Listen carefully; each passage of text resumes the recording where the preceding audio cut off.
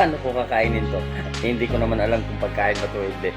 Eh, ba't sa sikat na hotel kasama to? Kainin ko to?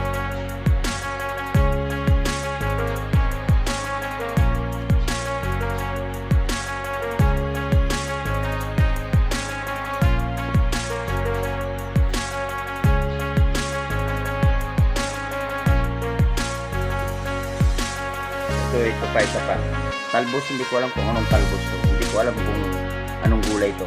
Pero try natin kainin.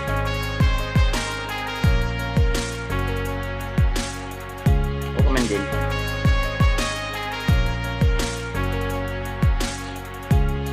Ito, kaputi. Inihaw.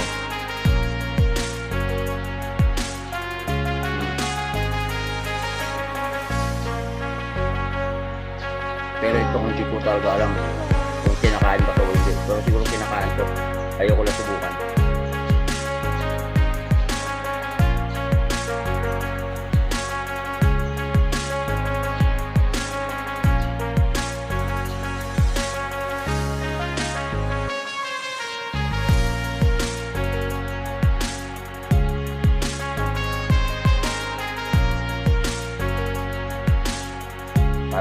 Parang naging kambing ito ah.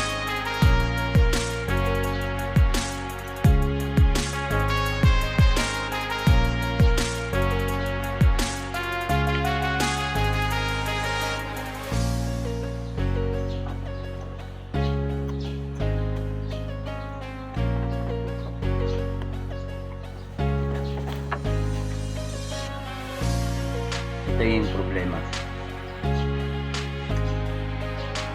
Nasama ka doon sa mga tao na hindi kumakain ng kanin.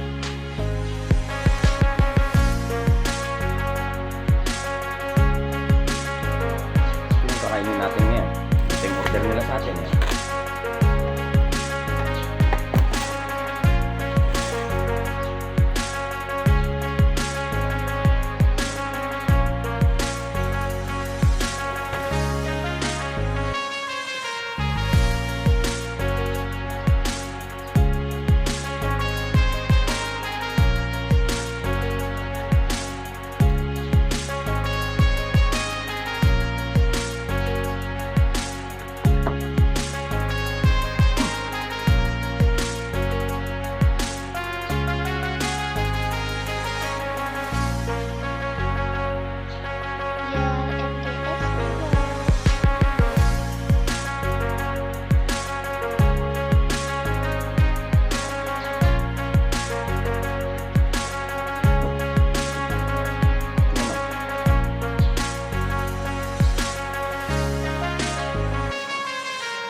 Nakakain pala to.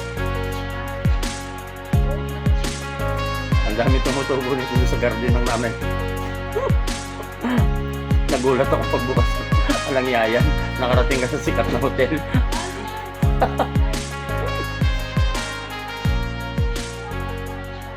Okay na ako dito, ma'am.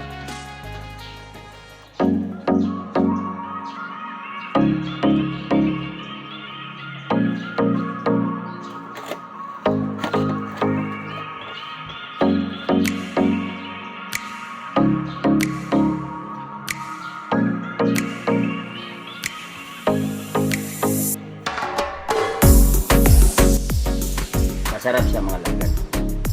Masarap to sa masarap. Ang problema lang, walang kanin. Tapos ito, isang hiwa na. Hindi ko alam kung lechon belly to o morcon. Hindi ko alam kung lechon ba.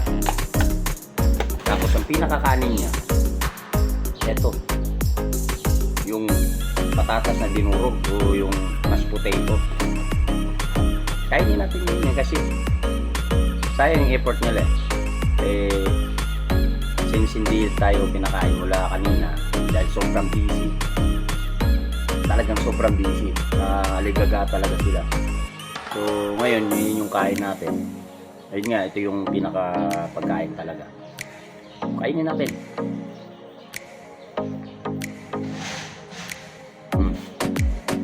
Naubos na natin isa. Ito naman yung husgahan natin.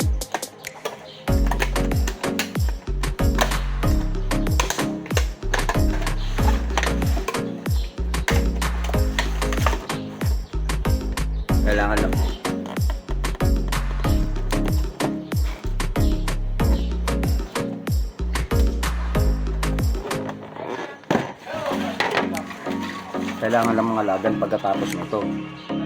Maligamgam na tubig or coffee or tsaa. Kasi tignan mo.